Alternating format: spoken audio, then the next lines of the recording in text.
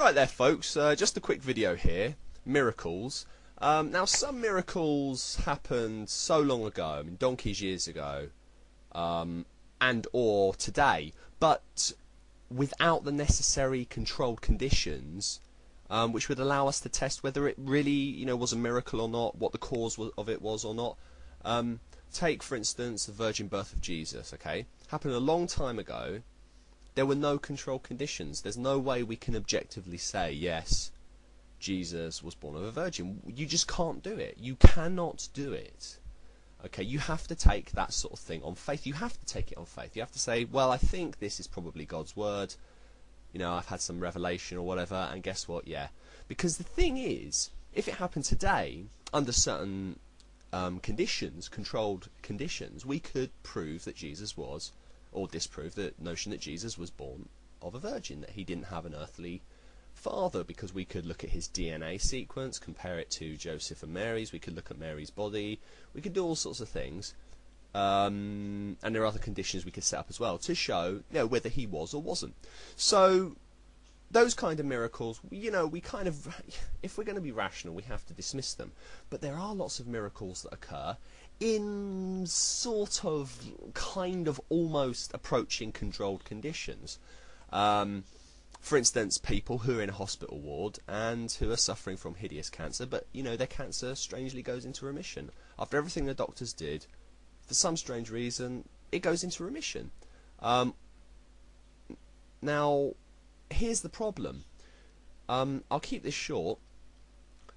If the doctor will say something like, oh, the chance of your daughter surviving are 1 in 3 or 1 in 10 or 1 in a million. But how many people suffer from cancer?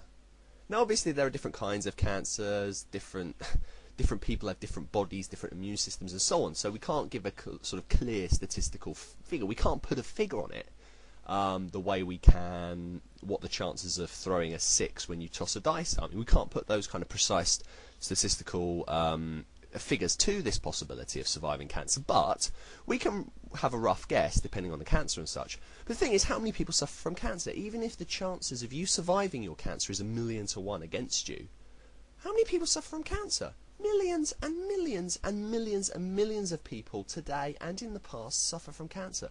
It's extremely common. I mean, people in my family have suffered from cancer, I mean, it's really common. It's a really common ailment. So no matter how unlikely it is that you would survive your cancer, the fact is, statistically, some people will survive their cancer. It's statistically, it's just going to happen. Some people are going to survive cancer. Okay? But what about regrowing limbs? I mean, the chances of regrowing a severed limb are nil. Okay, they're not quite nil. If we're going to be absurd, I mean, there are, mathematically it's possible that someone could regrow a limb, but all the things that would have to happen are so incredible. There are so many insane things that would have to happen for you to regrow a limb. The chances against it are so low.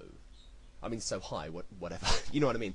They are so millions and millions and millions. They're probably in the Googleplexes to the Googleplex to 1 against you. No matter how many humans there were, from now to the beginning of the universe to the end of the universe, a human will never regrow a limb, unless aided by science somehow in the future, because the chances against it are so small as to be actually, in practice, nil. And that is why, no matter how many people lose limbs, and no matter how hard people pray, their limbs will never regrow. Now, I've tried explaining this point to some religious people, that no matter how unlikely it is for you for something to happen in your favour, that it does happen isn't proof of God. It isn't proof of miraculous intervention.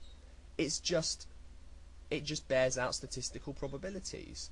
But I've tried explaining this to so many believers. I mean, really intelligent believers a lot of the time, and they just don't get it. I find that very, very bizarre. And of course, the whole thing is a rather big problem. If you posit the notion that there's a loving God in the universe who cares about all of us, each and every one of us, every single person, even criminals, he's just sad that they have turned that way or whatever.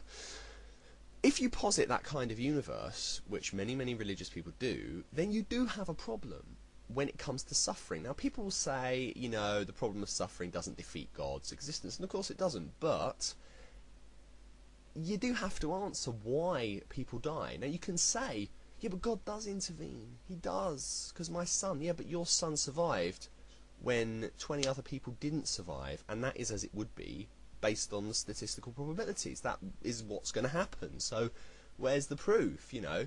And people say, oh, but, you know, God can't just do an endless number of miracles, because then, you know, rationality doesn't work, you can't have an ordered universe, and life isn't made possible. But then that's just a get out. It's completely circular. Why does God save your child but not the 50 others who died in the same circumstances? Why? Was it beyond his power? So is God not all powerful, or does he think that your prayers were better, or maybe those other people deserve to die? I mean, it's completely nonsensical, this whole idea of miraculous intervention. I mean, it really is, as you guys know, it's just stupid. It doesn't make sense. It's things occur as they would occur if God wasn't intervening, i.e. limbs don't regrow, but some people do survive cancer. And I mean, the strange inverted peculiar arrogance of thinking, oh yeah, but God saved my son but not the others, is really kind of gross.